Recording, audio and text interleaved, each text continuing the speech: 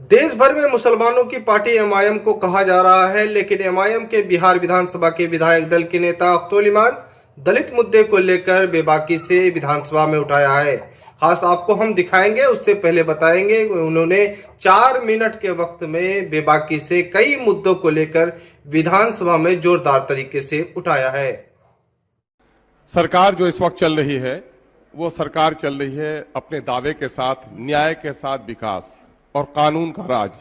ये लफ्ज इतने सुंदर हैं कि बार बार इसे सुनने को जी चाहता है, लेकिन मैं समझता हूं कि इस लफ्ज को अब सरकार बोलने में खुद ही शर्मा रही है। मैं गवाह हूं इस बात का कि 2005 से लेकर 2010 तक ये शब्द बड़े अच्छे लगते थे।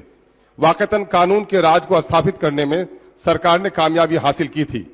चोर डाकू लुटेरों पर भय था और कानून का राज स्थापित होने की ओर राज अग्रसर था।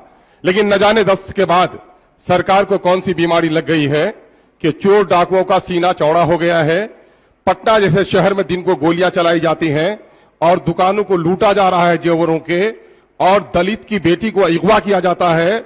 और ये मन बढ़ू लोग समाज के, और जब उनसे कहा जाता है कि मेरी बेटी को लौटा दो तो पुलिस पंगु बनी हुई रहती है और दबंग लोग कहते हैं कि 2 दिन के बाद तुम्हारी बेटी लौटा दी जाएगी। यह है राज का शासन। जरा शर्म होनी चाहिए हमको। मैं इस वक्त आपसे कहना चाह रहा हूं कि सरकार की नीयत सही नहीं है। सरकार अगर वाकईतन लॉ एंड ऑर्डर को सही तौर पर स्थापित करना चाहती है तो प्रशासनिक सुधार का काम इसने अभी तक नहीं किया। कहीं 25 पंचायत पर एक ब्लॉक है, कहीं 5 पंचायत पर एक ब्लॉक है, कहीं 25 पंचायत पर एक जिला है, कहीं 7 पंचायत पर एक जिला है। कैसे होगा इससे काम? नतीजा यह हुआ है कि आज तक नहीं किया गया है। महोदय, मेरे पास समय कम है।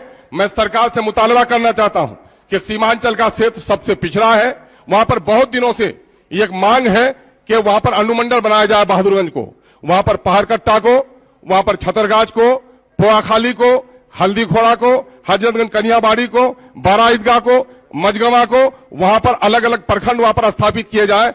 और जहां बीच नदी के कटाव के नतीजे में पुलिस जहां नहीं जा पाती है वहां पर पुलिस की चौकियां स्थापित की जाए। बौलान में और बारा ईदगाह में अमोर के बहुत दिनों से मामला है महोदय, और वहां पर यह नहीं कराया जा रहा है। मैं सरकार को से गुजारिश करना चाहता हूं आपके माध्यम से कि यह काम वहां पर कराया जाए।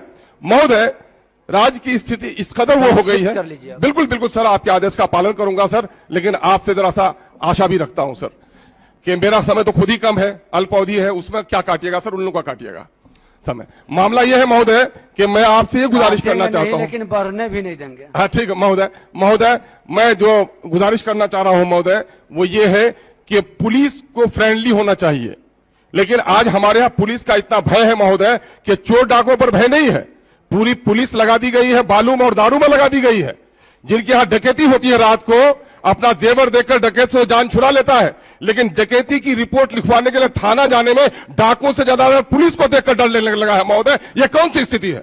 महोदय, मैं अपने क्षेत्र की बात कहता हूं कि मेरे क्षेत्र में दारोगा ने मुबीन नाम के एक शख्स को पिछले साल मई के महीने में 3 दिन तक लॉकअप में बंद रखा बगैर किसी मुकदमा के। और महोदय, उसकी शिकायत की गई, लेकिन आज तक दारोगा पर कार्रवाई नहीं हुई। दारोगा पर कार्रवाई इसलिए नहीं हुई कि दबंग राजनेता लोग उसके रिश्तेदार हैं, बड़े लोगों से उसकी रिश्तेदारी है। तो इसके माने यह है कि राजनीति छत्रछाया अगर मिल जाए, बड़े अफसरों का छत्रछाया अगर लूट के लिए मिल जाए, तो इस देश की जनता को अंग्रेज के जमाने में जो प्रताड़ना हो रही थी वही प्रताड़ना अगर आजादी में हो तो फिर हमारी आजादी के सौगात कहां छुप जाएंगे। महोदय, ये बड़ी विनती करता हूं महोदय, ये मेरा मामला नहीं है। पूरा सदन खामोशी के साथ इस बात का समर्थन कर रहा है कि आज कहीं ने पुलिस का कैरेक्टर आप जांच करवा लीजिए महोदय कि पुलिस का जो कैरेक्टर है आज के दिन में कितना भय का है। मैंने पहली बार में आकर के कहा था कि महोदय, पुलिस की स्थिति थाने की आज ऐसी है कि आपका 90% जो एमएलए है वो दारोगा से बात करने में घबराता है, इज्जत बचा के चलता है, कट के चलता है। ये एक ऐसी स्थिति है महोदय, जनता की पीड़ा को जब हम तक नहीं उन तक पहुंचा सके तो फिर हमारा आना किस लिए काम है? मैं समझता हूं कि जनता को धोखा देंगे, और यकीनन है कि सरकार अच्छा काम कर रही है। महोदय, मैं कर रहा हूं, सरकार अच्छा काम कर रही है, हम साधुवाद देना चाहते हैं महोदय।